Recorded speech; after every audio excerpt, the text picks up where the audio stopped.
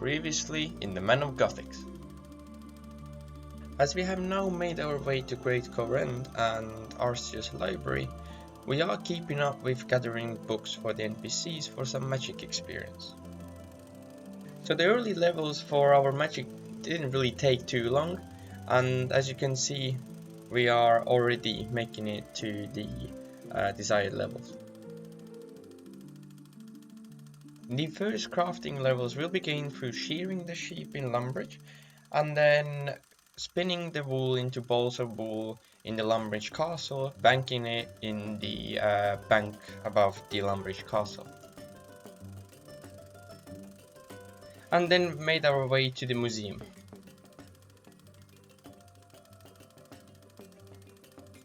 After completing the mini quest and getting 9 Slayer and Hunter, it was time to make our way to the nearby mines to do some clay mining. The quests that were going to give us experience in crafting were Sheep Shearer, that was going to give us 150 experience, and Mist-Selling Mystery, that was going to give us 600. Sheep Shearer was very easy, as we already had the balls of wool necessary in our bank, and we only had to hand it in to the farmer. The question to you, viewers, is: am I allowed to equip that knife to do this part of the quest, or do I have to go back doing other crafting methods? For now, until next time, peace and balance.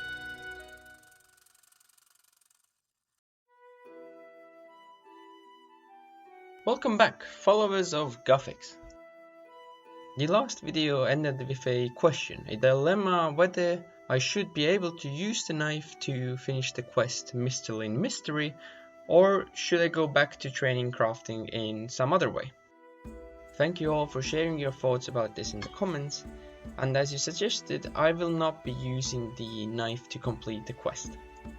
So that's why you can see me mining clay once again, and I'm getting the last clay necessary for my crafting.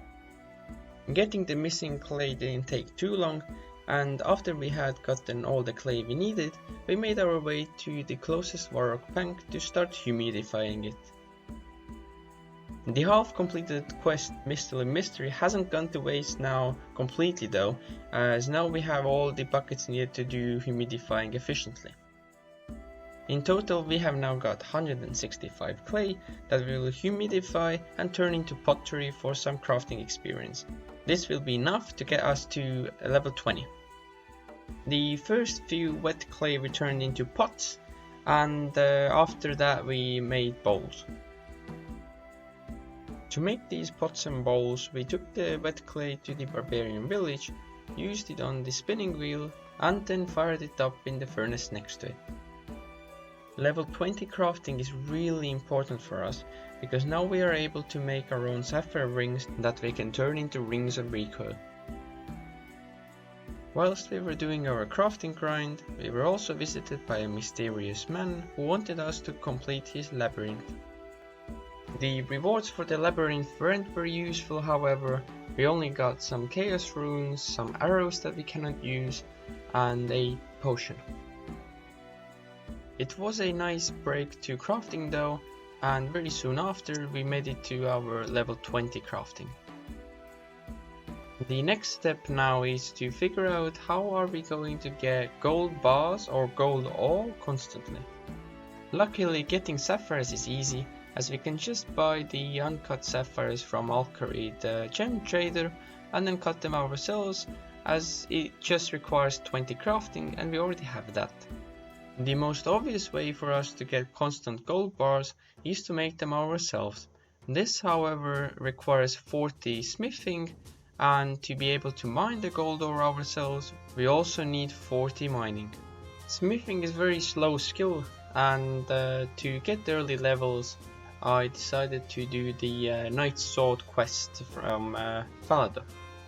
That quest requires some cooking levels though, and that's why I got through fishing and then cooking the fish on the fireplaces. I also bought the berries necessary for the red berry bite to give to Thurgo, and then to make the dough I got some wheat, turned it into flour in the Lumbridge windmill, and then made it into the dough. It took me several tries to get the red berry pie, as the first time I tried to do it I burned about 4 pies that I tried to make, so I had to do the whole trip twice. The red berry pies are important for us to do the quest, as Fergo won't speak to us unless we give them the pie, and we need his help to be able to make the sword to finish the quest. Now that I have got the pie, I made my way to follow their castle to speak to the squire and start the quest. There are a few more items that I need to finish the quest, and to make the sword, 2 of them are iron bars. So that's why I made my way to Wilderness to get the iron bars, as that was the easiest way for me to get them, because I do not have the smithing level required just yet. After giving the pie to Fergo and him agreeing to help us, we had to get the blueprints from the Follower Castle and go mine the necessary blurite ore for the sword. Mining the blurite ore was kind of dangerous, as all the monsters there aggro us and can hit pretty high.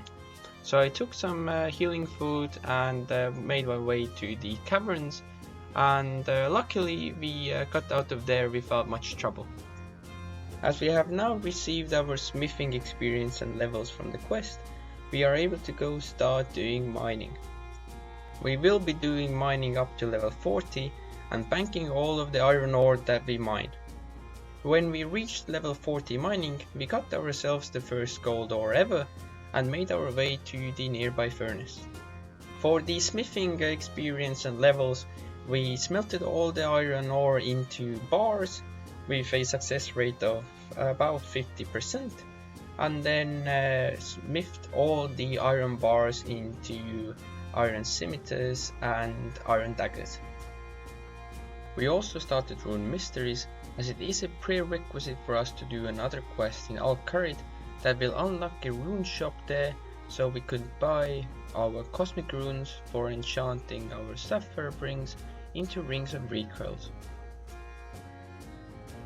It was a fairly easy and fast quest to do, and after that we made our way to Al-Kharid to smelt our gold into gold bars. After we had smelted the gold ore into bars, we went to the bank, got the sapphires that we had obtained earlier, and then made the sapphires and the gold bars into our first sapphire rings. Now the very last thing left for us to do before we can make our sapphire rings into rings of recoil, we have to go and complete the sub part of the viewed quest in Al-Kharid. This will unlock the runes shop for Ali's discount wares, and we can buy our cosmic runes from there forever then. For now, until next time, peace and balance.